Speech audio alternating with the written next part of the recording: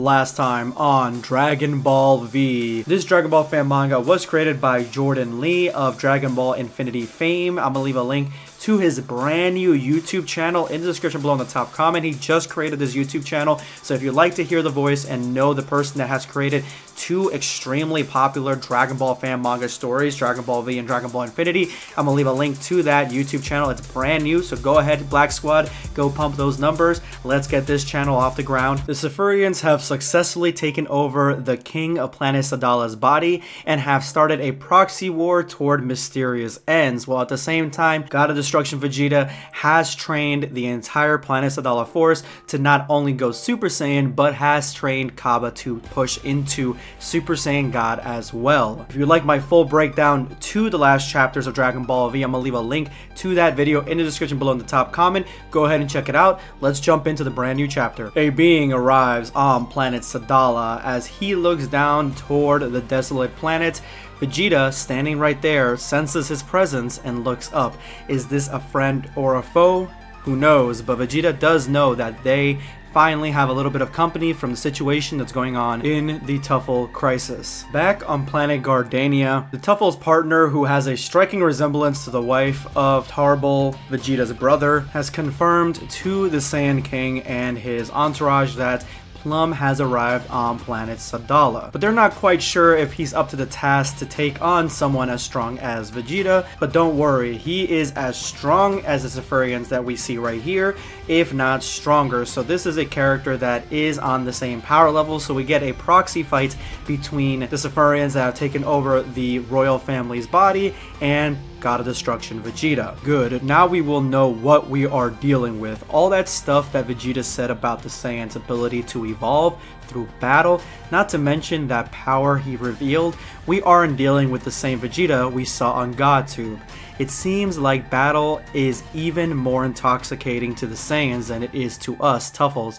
Let's see how this guy does. He may be as strong as us, but I don't think he has our love of battle. So it's Saphirians are trying to compete with the Saiyans with their fighting spirit, with their love of battle. And I think this is a competition that the Saphirians are more than likely going to lose, because it is the Saiyans' ability for battle that made them a prize for Frieza and his force, and made it so they destroyed the Saphirians in the first place. The Saphirians are more of an intellectual species, not a battle species, but remember, these are Saphirian androids, so maybe they don't know the difference. In the Desert Sunrise, Vegeta asks who this mass vigilante is, and this guy says, I hate to break it to you, but you're a dead man, and attacks Vegeta on sight, delivering a kick that actually has a little impact on Vegeta's arm. Now, whether that does any damage or not, who knows, but this could be just showing that the kick was extremely strong and a normal foe would have been toppled by it. Plum is surprised.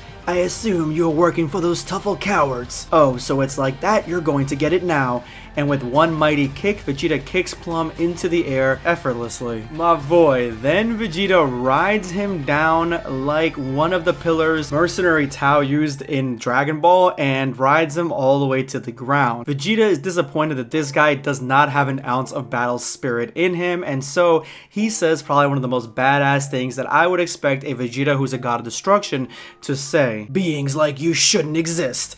And he begins to power up a Hakai, but the being underneath the cloak vanishes and flies off into space. Of course, this is all going according to Vegeta's plan, as Kaba yells at Vegeta, why did you let him go? And Vegeta answers that the Tuffles need to know who they are dealing with. This guy was not a threat, he has zero fighting spirit. He may be a little bit stronger than the average guy, but he does not have what it takes to defeat someone like Vegeta, let alone any other Saiyan on this planet. The Saphirians track Plum out of the atmosphere, and they're disappointed but not surprised that this guy really didn't have what it takes to take down Vegeta. And they're starting to wonder whether the Saiyans have more battle spirit than they do, but that is when we get the introduction of a sinister device, and the plan is about to go into motion as the Saphirians decide to take these two bodies for a test drive, and we cut to the clearing where the planet Sadala patrols have landed and have taken control of the planet. The Gardanians on the planet basically vanished once the planet Sadala force took control of the planet. I mean, they are plant people, the planet is covered in rainforests and trees, so probably not that hard for them to disappear. and they're actually surprised, the Saiyans, that the Gardenians would hurt anyone because they are a peaceful race. Remember, the Saiyans are there on false pretenses to take control of the planet. As the Gardenian king lays there lifeless on the forest floor, we have the two Safarians hovering above the planet Sadala patrols, ready to enact their sinister plan. As the mind-controlled king lands in front of the patrols, he says that they have no idea what their bodies are capable of. I mean, they did transform into Super Saiyan, and Kaba transformed into Super Saiyan God last couple chapters ago, so I mean, they know what their bodies are capable of, but let's see what their plan is, because at that moment, a mysterious figure with a device shoots the beam right at all the planet Sadala spaceships. This beam wraps around the entire planet Sadala army, all the ships, everything, blinding everyone, and that is when the trap is sprung and the Safarians transform into their captured body selves. The Safarian, jumping in front of a random soldier, says, "That's right, your king is not your king anymore. Now show me your fighting spirit," and bitch slaps the hell out of that Saiyan. Just get the fuck out of here. Get him out of the way. And that is when the rest of the planet Sadala Saiyans attack these two Safarians with no hesitation. I think they realize something is gravely wrong. They've just been attacked. And even though this is the king and this is one of their soldiers, they realize that they have been controlled by something else, and they all attack at once. And the planet Sadala force is not a pushover. They both push both the Safarians and punch them right onto this island, pushing them back all the way there. But as the entire planet Sadala force traps them on the island, this was also a ruse, and the Saiyan king, or the Safarian, blast the entire army with a blast gigantic enough to take out the entire island, taking everybody out at once, literally almost killing the entire race.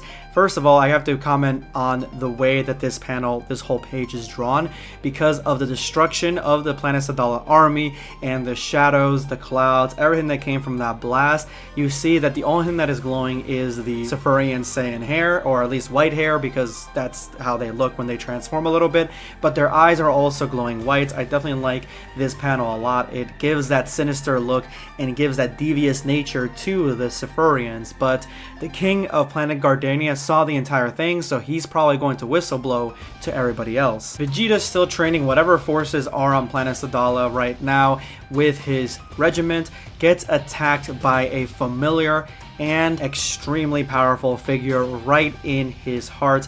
Somebody has come for the assassination contract, as the blast impact is enough to push Vegeta all the way back into some rubble, as Kaba is extremely worried for Vegeta's safety.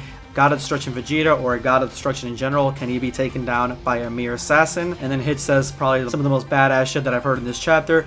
"Sorry kid, nothing personal."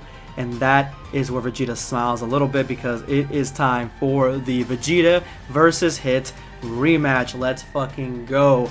Fuck yeah, this is a great chapter all in all. Gives us a lot more insight into the war, the proxy war that's going on, the Safarian plot, where Vegeta stands against the beings in Universe 6. And now we get to see how he stands against Hit from Universe 6, a God of Destruction, against just a mere mortal that does assassination moves. I want to see how strong Hit has gotten at this point, because that's something that a lot of fan mangas and a lot of fan animations, they really don't delve into Hit that much. They don't delve into his character, how strong he's gotten, what moves he could do. Like, they don't really develop him in terms of abilities and stuff. So I'm hoping that this next chapter gives us some of the cool abilities, new abilities that Hit has in his disposal. Anyway, let me know in the comments below what you guys think of this chapter. This is going to be BlackScape signing off.